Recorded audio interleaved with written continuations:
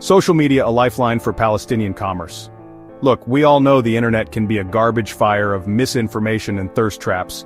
But for Palestinian businesses, particularly in the face of constant conflict and occupation, it's a lifeline. Social media offers a way to reach customers, tell their stories, and keep the lights on. Think about it.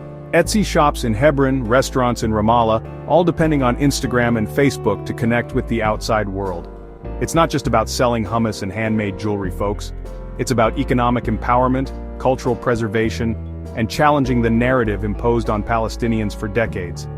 But there's a catch, and it's a big one: algorithms. Those sneaky lines of code that decide what we see and don't see online. Yeah, they're not exactly playing fair.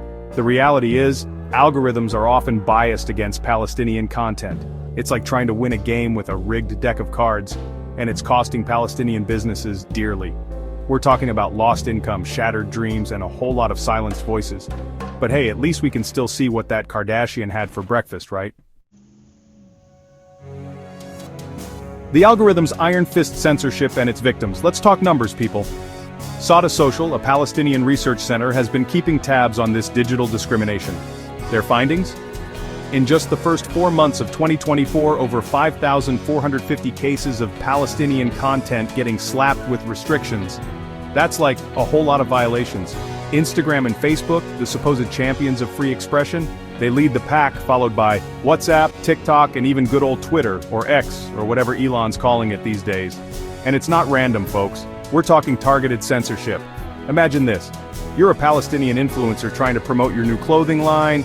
You've got style, you've got hustle, you've got everything going for you. But then, bam, your account is shadow banned, your reach is throttled, and your posts disappear faster than a peace treaty in the Middle East. It's not just happening to influencers either. Journalists trying to report on the ground, activists raising awareness, even everyday Palestinians sharing their experiences, they're all getting caught in the crosshairs. Why? Because the algorithm says so. And who controls the algorithm? Well, that's a conversation for another time. Digital David versus Goliath: Palestinian resilience online. Now you might be thinking, that's bleak, John. Is there any hope? And the answer is yes, actually. Because despite facing this digital David versus Goliath situation, Palestinians are finding ways to fight back. They're getting creative, using code words, blurring images, and finding workarounds to bypass the censors. Think of it like a digital game of cat and mouse, except the mouse is armed with nothing but a smartphone and a whole lot of determination. They're sharing VPN tips, creating mirror accounts, and building their own platforms to amplify their voices. Because when you're constantly being silenced, you learn to shout a little louder. And here's the thing, it's working. Palestinians are building online communities, supporting each other's businesses, and keeping their culture alive in the digital space. It's a testament to their resilience, their ingenuity, and their refusal to be silenced. And frankly, it's pretty damn inspiring. Hope on the horizon: international pressure, and the future of Palestinian commerce. So where do we go from here? Well, the good news is, the world is finally starting to pay attention.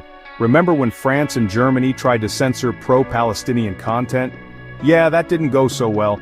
Turns out, people don't like censorship, especially when it's blatant and politically motivated.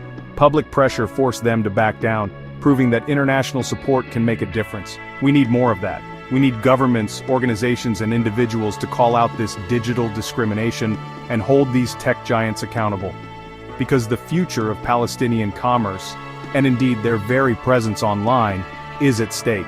It's about ensuring a level playing field where Palestinian businesses can thrive without being unfairly targeted. It's about giving them the opportunity to share their stories, their culture, and their products with the world. And it's about time we make it happen.